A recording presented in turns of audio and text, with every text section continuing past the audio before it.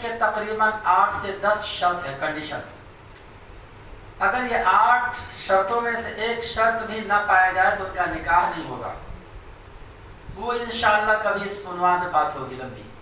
ان میں سے ایک اہم چیز ہے اور ایک اہم واجب ہے مہر کا ادا کرنا۔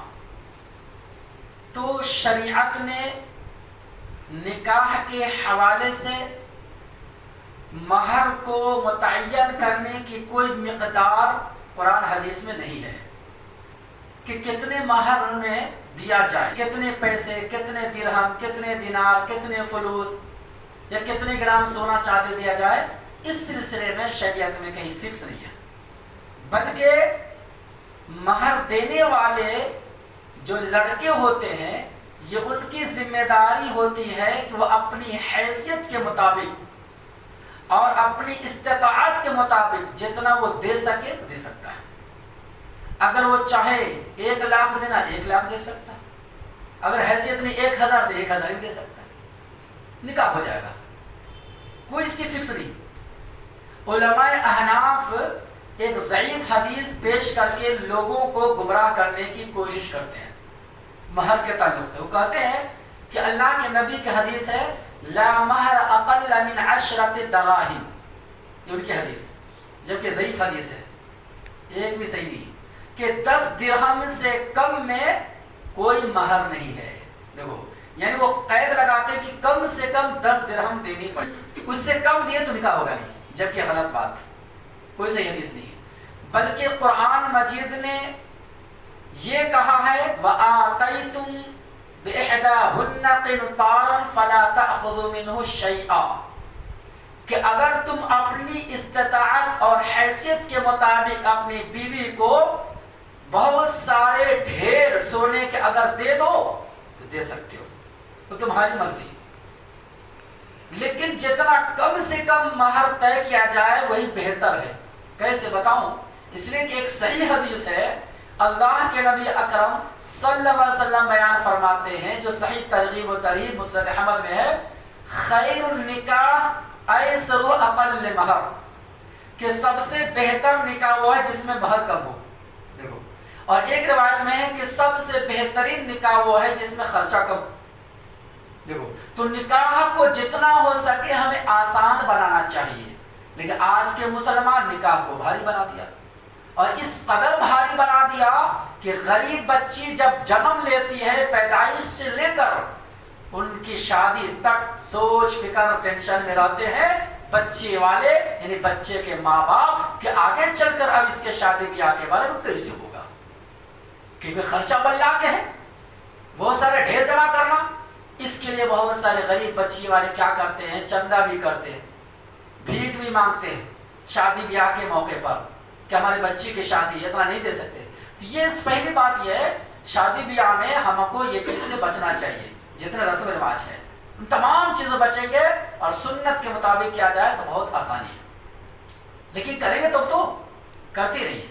تو یہاں صرف زبان سے دعویٰ کرتے ہیں ہم قرآن حدیث میں عمل کرتے ہیں ہم مسلمان، تو ان کو خالی قرآن حدیث مسجد کے اندر نظر آتی ہے، مسجد کے باہر نظر نہیں آتی، شادی بیاہ میں نظر نہیں آئیں گے، لین دین میں نہیں نظر آتے، تجارت میں بزنس میں نہیں آتے، صرف نماز کے بارے میں یاد آتی، ہاں یہ نماز کیسے پڑھنا، نماز یہ کیسے کرنا، وہ کیسے ہے، باقی چیزیں تو بہرحال۔ کہنے کا مطلب یہ ہوا کہ مہر کے تعلق سے بہت سارے گڑبڑیاں کرتے ہیں، بہت سارے اکثر لوگ۔ کیا گڑبڑی؟ پہلی بات تو یہ ہے کہ بڑا چڑھا کے مہر پیش کرتے ہیں نکاح کے موقع پر۔ ارے جب طاقت نہیں حیثیت نہیں تو بڑھا چڑھا کے کیوں پیش کر رہے؟ ایک بات۔ دوسری گڑبڑ یہ ہے کہ بڑھا چڑھا کے نکاح کے موقع پر مہر طے کر دیا، لیکن جب دینے کی باری آتی پیچھے ہٹتے، پھر یا تو بیوی کو مناتے زبردستی دباؤ ڈال کر، اتنا کم کر دو نا، کچھ معاف کر دو نا، ارے پورا معاف کر دو تو اچھا ہے نا۔ دیکھو یعنی بیوی کو منانے کی فکر لگتے کہ معاف کر دے تو اچھا، ارے یہ ان کا خاص حق ہے، وہ پورا کا پورا لے سکتی ہے، پورا، اس کے اوپر کوئی دباؤ نہیں ڈال سکتا، کوئی مرد نہیں ڈال سکتا، جائز نہیں ہے۔ اور جتنا مہر طے کیا اتنا دینا ہی ہوگا۔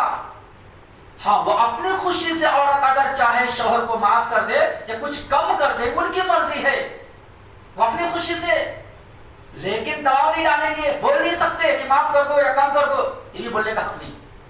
ہاں قرآن کہتا ہے کہ تم ان سے معافی نہیں مانگ سکتے یا یہ نہیں کہہ سکتے، وہ اپنی مرضی سے چاہے تو کم کرے، وہ الگ مسئلہ ہے۔ تو پہلی بات یہ ہے کہ جب دینے کی طاقت نہیں ہے تو اتنا کیوں بڑھا چڑھا کے کرے؟